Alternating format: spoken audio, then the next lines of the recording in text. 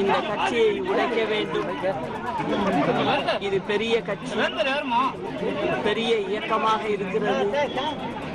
இதை இரண்டாக பிரிக்க வேண்டும் என்று அன்று நினைத்து இப்பொழுது வெளியே சென்றிருக்கும் புல்லுருவிகள் அதே போல அன்றும் செய்தார்கள்.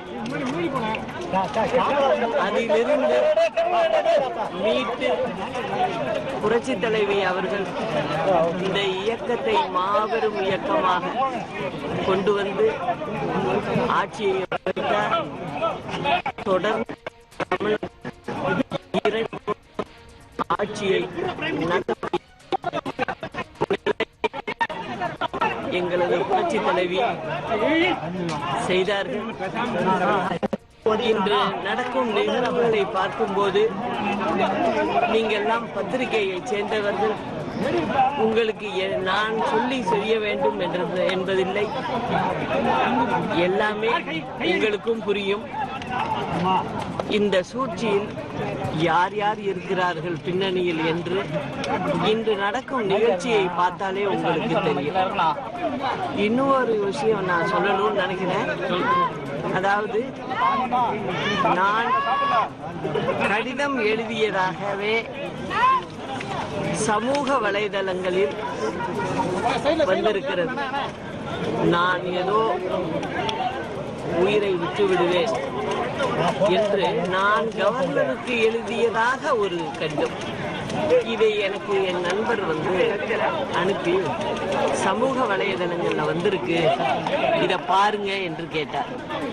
நான் அதை கையில் எடுத்து வந்தேன். நீங்கள் எல்லோரும் இதை பார்க்க வேண்டும் அவசியம். இது மாதிரி ஒரு பெண் அரசியல்ல இருக்கிறதுங்கிறது ரொம்ப கஷ்டமான விஷயம். அத புரட்சி தலைவி காலத்திலேயே நான் அதை பார்த்திருக்கேன்.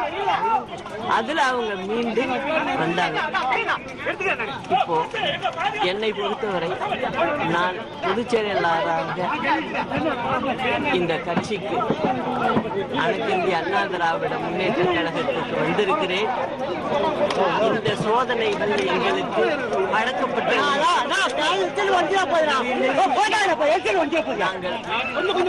வெற்றி பெறுவோம் என்பதை அன்போடு தெரியும். வேறு வழியில் போராட போகிறோம் நேற்று சொல்லியிருந்தீங்க. பார்த்து கொண்டிருக்கிறோம். ஜனநாயகத்தை நம்புகிறோம். எங்களிடம் உள்ள அனைத்து சட்டமன்ற உறுப்பினர்கள் என்னோடு அன்போடு பழகுகிறார்கள். எம்பிகள் தொடர்ச்சியாக நான் அங்குதான் செல்கிறேன். அவர்களோடு பேசிக்கொண்டு இருக்கத்தான் போகிறேன். அது உங்களுக்கே தெரிஞ்சிருக்குமே.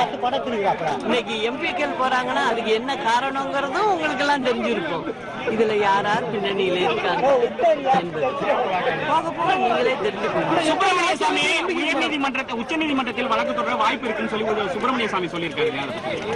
நாங்க அதை பத்தி ஆலோசிக்கிறோம். ஆட்சி அப்போ அமைப்பை நம்பிக்கிறீங்க மேடம்? எப்ப என்னைக்குள்ள அனைத்து இந்திய அண்ணா திராவிட முன்னேற்ற கழக ஆட்சிதான் தமிழ்நாட்டில் இருக்கும். 4.5 காலத்தையும் அனைத்து இந்திய அண்ணா திராவிட முன்னேற்ற கழகத்தினுடைய ஆட்சியாக தான் மக்களுக்காக செயல்படும் என்பதையும் நான் ஒரு பொதுச் செயலாளர் என்ற முறையில் அங்கு அதாவது ஓபிஎஸ் தொடர்ந்து உங்கள் மேல் குற்றச்சாட்டுகள் பல்வேறு புகார்கள் தெரிவிச்சுட்டே இருக்காங்க மேடம். நாங்க தக்க நேரத்தில் நாங்க பதில் சொல்லுவோம். ஓகே மேடம், நன்றி.